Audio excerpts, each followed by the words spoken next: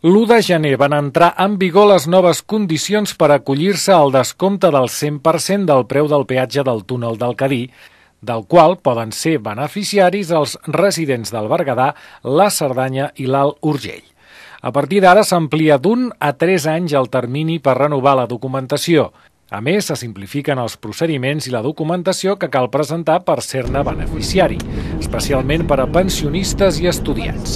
I s'inclouen nous col·lectius que fins ara no estaven expressament inclosos i en resultava difícil la seva acreditació. L'any passat es van comptabilitzar una mitjana de 16.000 residents usuaris actius que utilitzen aquest descompte.